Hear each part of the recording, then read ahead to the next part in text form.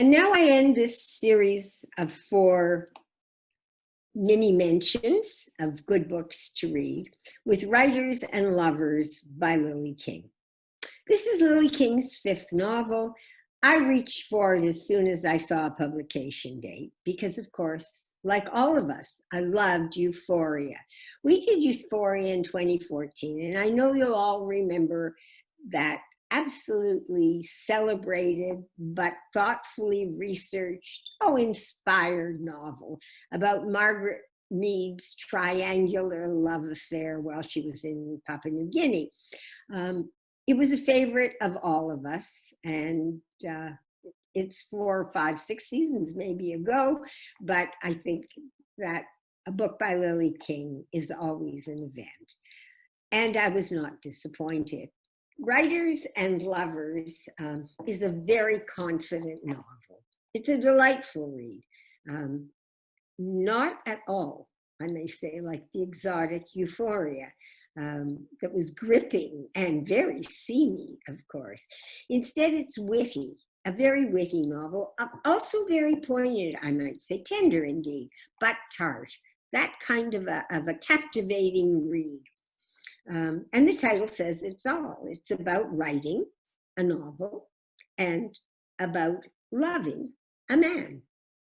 But it's also about connections and loss and relationships.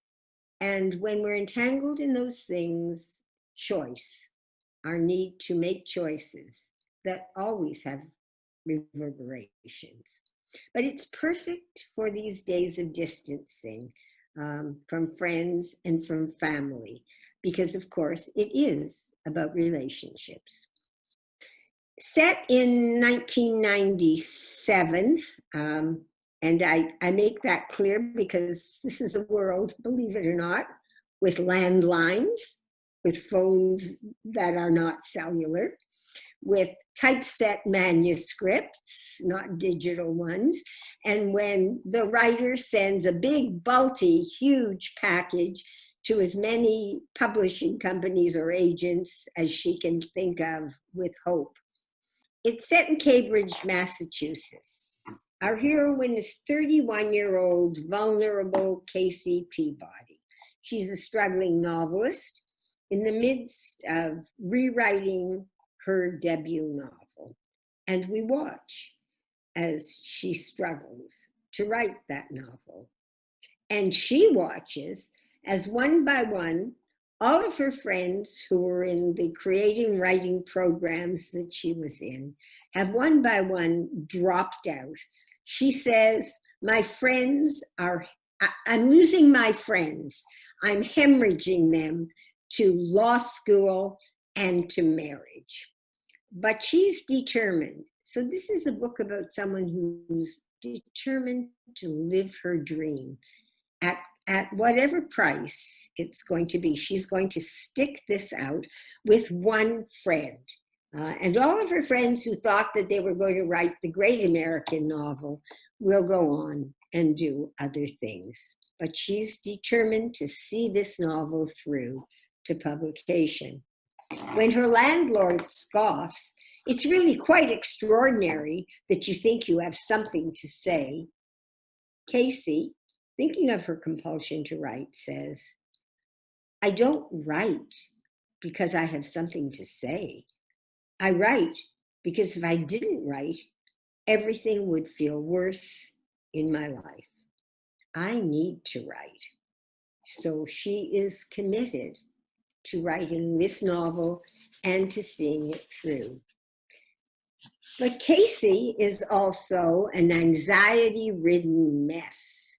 Her mother has just died suddenly on a vacation in Chile, and the sense of loss creeps over her at random, just at the most unexpected times. And her thoughts are always, there is no one I can tell the little details of my life to. She has been estranged from her emotionally unstable father for many years. She worries about the crushing burden of her $73,000 school university debt, her student loans. She worries about a medical issue in her life now that may prove to be serious, and about really the lack of adequate medical coverage should that happen. She has just stopped, actually walked away from a toxic affair with a gallant but married poet who she met at a writer's retreat when she was trying very hard to get over her mother's death and to get back to writing. So she was very vulnerable. And she lives in a poky little apartment that was once a garage used as a potting shed and still smells, she says, of earth and chemicals, that she was able to rent because the landlord is a friend of her brother's. Everything in her life is uncertain. And worst of all, she's come to an impasse in her novel. She says to her therapist, you know, you begin to uncover things, but you don't do that until you dig around for them. Casey has grabbed our attention. We have become involved in her life. And very soon, we find ourselves rooting for her. The thing is, we've come to love Casey, and we want the best for her. And it's very hard to put this book down. This is a propulsive read. It's comical, and it's sad. And the wry voice on the page, and it's Casey narrating the novel, has captured us. And part of that is because Casey is really, really trying. She walks the landlord's dog every morning at 6 o'clock for a very small reduction in rent. She works on her novel from 6:30 until almost noon, and she says, while I'm writing, I do everything I can not to think about money. And then she grabs her bike and pedals to Harvard Square, where she is a waitress until closing in a chic restaurant, which is portrayed to us, I have to tell you, in absolutely delicious detail. The scenes in the restaurant are some of my favorite parts of this novel. She waitresses long hours.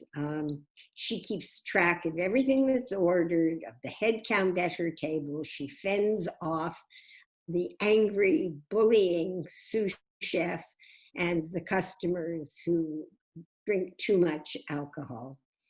And then rarely she comes home before midnight. Nothing out of the ordinary here, just a sort of an average novel. Not so. This is extraordinary writing. It's authentic, it's heartfelt, and it's wry. It's laced with wisdom and truth and cutting observations. It's filled with a sense of loss, but of course, you're always hoping for Casey. It's filled with the needs of the moments, but it's also filled with triumphs that are just there for her to grab if she could. And we wish that no letdowns are going to happen to Casey, although we know they will. The dialogue is wonderful. It's crisp, it's on target.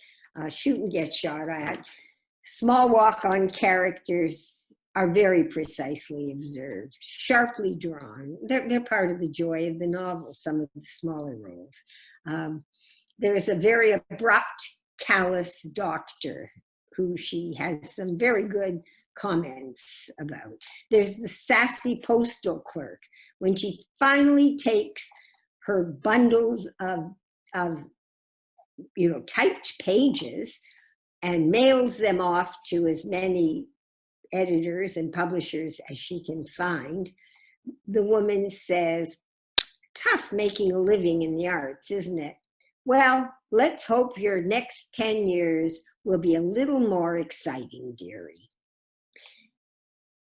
The restaurant staff, the bullying sous chef, Mary, her superb best friend in the restaurant, a fellow waitress who sees the anxiety that is always with Casey and tries her best to help, tries to protect Casey when she needs it, tries to take over if she must. And she does this by knowing Casey's tables and Casey's customers and the orders that have come through just as well as she knows her own.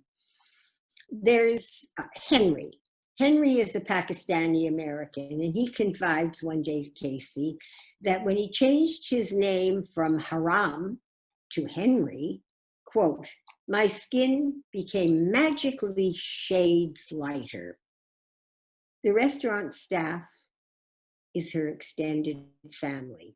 The jargon of restaurateuring, the moves that are made, the insider know-how, the upscale Boston customers, all of it become part of the warp and woof of the novel, and for me, some of its greatest delights. As much as she longs to finish her novel, however, Casey longs to find just the right man. At a book launching, she meets Oscar. Oscar is a bit older. He's famously known as a writer and a teacher of writing.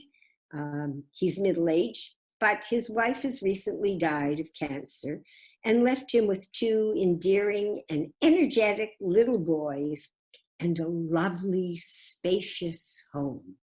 He's a settled, known, published writer, and he offers a ready-built life, an enviable lifestyle, and a tenderness that, however, we come to sort of think might be masking this macho self-interest, this narcissism that we are beginning to detect in him. She also meets at the same reading one of his pupils, one of Oscar's pupils, Silas. Silas is tall, lanky, he's almost her age, and he's one of Oscar's best writing students. He writes poetry mainly, a fellow struggling author, of course. He has an ingratiating smile that has a funny crooked tooth and a warm personality. But he suffers from periodic depression, and he suffers from the ability to ever manage long-term commitment in relationships. And so we have a love triangle emerging. Two very different men who complement each other because they are so different, and Casey between them, unable to choose one or the other. And in this triangular relationship, we begin to learn all kinds of things about Casey's former life and about Casey herself. Most important, we get a remarkably authentic picture of how hard it is to write that debut novel. The highs and the lows, of course, of the creative process. Finding the right phrase and not letting the sentence go until you do. The nagging sense of literary ambition. The problems of working out the correct structure so that the feel of the novel emerges as you want it to. And then, when it's done, the first draft, sending it to someone you can trust, and the willingness to hear proper criticism. And finally, the time comes after more and more rewrites, finding an agent, finding a publisher, and the depression after those many copies have gone out of waiting for the phone call. And then the careening giddy hope that things might just work out, maybe. In short, being with Casey Peabody was pure delight. Something, though it was a bit of a roller coaster ride, I must say, full of joy, of sadness, but huge emotional resonance. I had long forgotten, as I was reading this book, that it was written by somebody called Lily King. I was listening by this time to Casey Peabody's voice on the page and loving it. And when I closed the book, I realized I had lost her now as a friend. I had lost her company. As the London Guardian reviewer aptly said, and there's the power of storytelling. And that's why we read. It keeps us connected. Thank you so much for being here with me in my kitchen. Thank you for listening as I spoke about books I have so much enjoyed in the last 3.5 months. And I certainly hope that some of them will become your favorites too.